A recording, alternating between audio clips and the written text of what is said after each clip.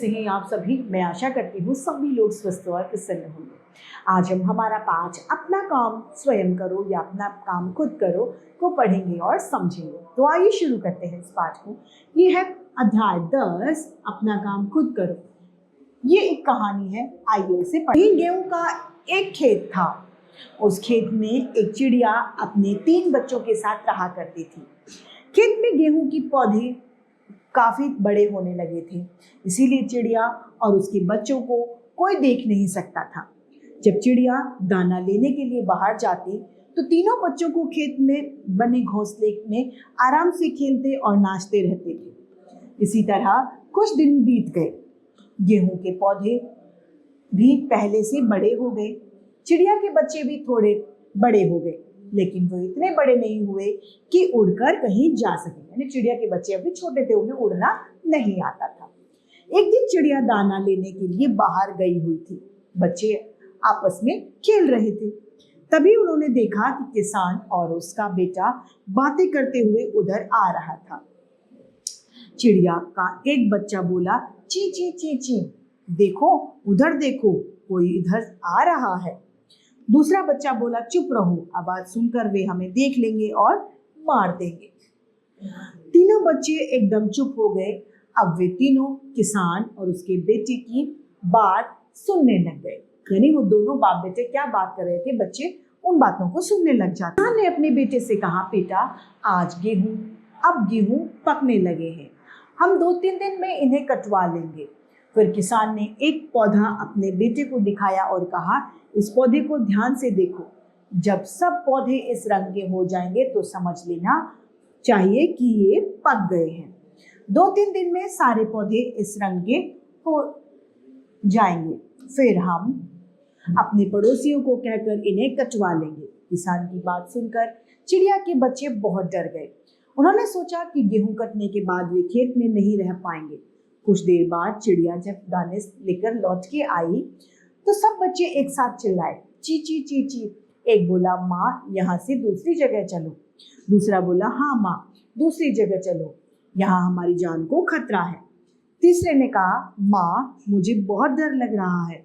चिड़िया ने प्यार से पूछा, क्या बात हुई बच्चों, तुम इतने डरे हुए क्यों हो? एक बच्चे ने जवाब दिया, तुम्हारे आने से कुछ देर पहले इस खेत का मालिक और उसका बेटा आए थे। खेत का मालिक यानी जो उसका रखवाला है, जिसका वो खेत है, वह अपने बेटे से कह रहा था कि मैं 2-3 दिन में गेहूं कटवाऊंगा।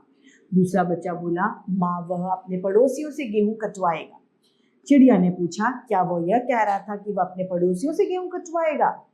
तीसरे बच्चे ने कहा, हाँ माँ, वो ऐसा ही कह रहा था।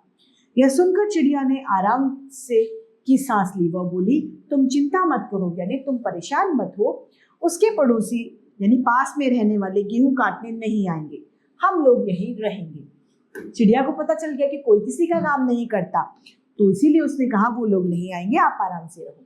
वही हुआ जो चिड़िया ने कहा था।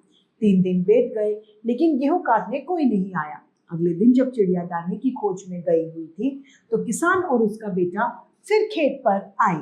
किसान ने अपने बेटे से कहा, बेटा गेहूं तो अभी पूरी तरह पक गए हैं, लेकिन हमारे पड़ोसी इन्हें काटने नहीं आए। इन्हें काटने के लिए मैं कल अपने भाइयों को भेजूंगा, आओ अब चलें। वे दोनों चले गए। चिड़िया के बच्चे उनकी बातें सुन रहे थे। जब शाम को चिड़िया लौटकर आई तो उन्होंने सारी बातें बताई। चिड़िया ने कहा, बच्चों तुम डरो नहीं, उसका भाई भी गेहूं काटने नहीं आएगा, वह कह देंगे हमारे पास अपने बहुत सारे काम हैं।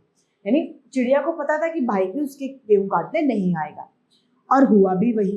अगले दिन गेहूं काटने कोई नहीं आया। शाम को किसान और उसका बेटा खेत पर आया। किसान ने बड़े दुखी स्वर यानी बड़े दुखी आवाज में कहा, बेटा मेरा भाई भी गेहूं काटने नहीं आए, अब हमें ये गेहूं खुद यानी स्वयं ही काटने पड़ेंगे, कल हम इन्हें कटवा लेंगे। शाम को जब चिड़िया आई तो बच्चों ने उसे दिन की बात बताई। चिड़िया ने कहा, किसान कल गेहूं काटने आएगा, अब उसने जान लिया है कि अपना काम अपने आप ही करना होता है, हमारे काम को हम ना करेंगे तो कौन करेगा। हम ज़्यादा अच्छा ये है कि हम किसी पर निर्भर ना होकर हम अपना काम स्वयं करें। अब हमें यहाँ से कहीं दूर चले जाना चाहिए। तुम सब भी अब उड़ सकते हो। केवल कल दिन निकलते ही हम यहाँ से दूर निकल जाएंगे। अगले दिन किसान और उसका बेटा गेहूं काटने आए, लेकिन चिड़िया और उसके बच्चे उनके आने से पहले ही वहां से उड़कर दूर चले गए। तो इस कहानी से हमें शिक्षा मिलती है कि हमें अपना काम स्वयं करना चाहिए, किसी और पर निर्भर नहीं रहना चाहिए। इसी के साथ ये पाठ समाप्त होता है और मैं उम्मीद करती हूँ सभी को ये समझ में आया होगा। आज के लिए इतना ही, फिर मिलते हैं। धन्यवाद।